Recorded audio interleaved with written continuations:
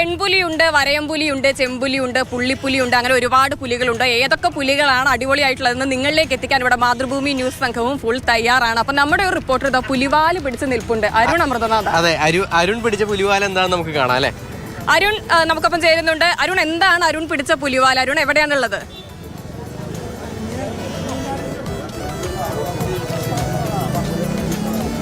അതെ ലിഷായ്, നമ്മൾ ഈ പുലിവാൽ എന്നൊക്കെ പറയുമ്പോൾ നമ്മളെ മനസ്സിൽ ഇങ്ങനെ ഒരു ആശങ്ക ഉണ്ടാവും, ആകെ പുലിവാലാണ്. പക്ഷേ ഇത് സന്തോഷമുള്ള പുലിവാൽ ഞാൻ ആദ്യമായിട്ട് കാണുകയാണ്. ചേട്ടാ, നമ്മുടെയൊക്കെ എല്ലാവരുടെയും ഒരു സംശയമുണ്ട്, എന്താ എല്ലാവരും പറയുന്നത് പുലിവാല് പിടിച്ചോ എന്താണ് ആ പുലിവാല്? സന്തോഷമുള്ള പുലിവാലല്ലേ ഇത്? സന്തോഷ പുലിവാലാണ്, സന്തോഷ പുലിവാല്. ഈ പുലിവാലും പിടിച്ചിട്ട് പോവാ ഞങ്ങൾ അങ്ങോട്ട് മടയിലേക്ക്, എന്നിട്ട് പുലിയെ ഫിറ്റ് ചെയ്ത് കൊടുക്കും.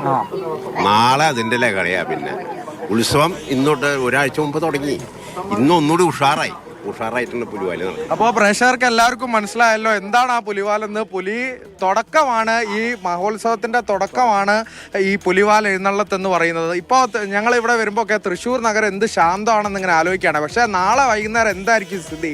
തുടർച്ചയായി ഇങ്ങനെ പുലിക്കളിക്ക് എത്തുന്നുണ്ട്, പക്ഷെ ഇപ്പം തന്നെ ഇങ്ങനെ കിടന്ന് പിടയ്ക്കാണ് ഉള്ളിൽ. നാളത്തെ ആ വൈബിലേക്ക് വന്നാലേ അല്ലേ? പിന്നെ ഒരു ഉത്സവമല്ലത്, ഈ ദേശത്തിന്റെ ഒരു ഉത്സവമാണ്. നമ്മുടെ സീതാറാമിൽ ദേശത്തിന്റെ ഒരു ഉത്സവം, എല്ലാരും കൂടിയിട്ടുള്ള ഒരു ഉത്സവമാണ്.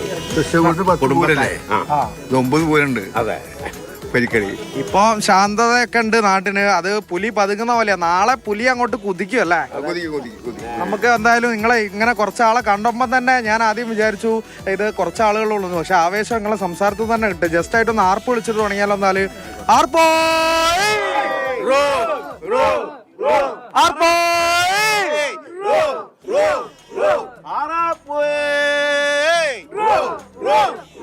ഇപ്പൊ തന്നെ കഴിഞ്ഞ വർഷമൊക്കെ കളിച്ച സ്റ്റെപ്പ് ഇങ്ങനെ മനസ്സിലേക്ക് വരുന്നുണ്ട്. ഇനിയൊക്കെ സസ്പെൻസ് ആണ്. നാളെ എല്ലാം നമുക്ക് ഒരുമിച്ച് കാണാം. ഇതാ ഇനി ചമയ പ്രദർശനത്തിലേക്കൊക്കെ ദൃശ്യങ്ങളിലേക്ക് പോവാം. അപ്പോൾ സീതാറാം മിൽ ദേശത്തിന്റെ ആണ്.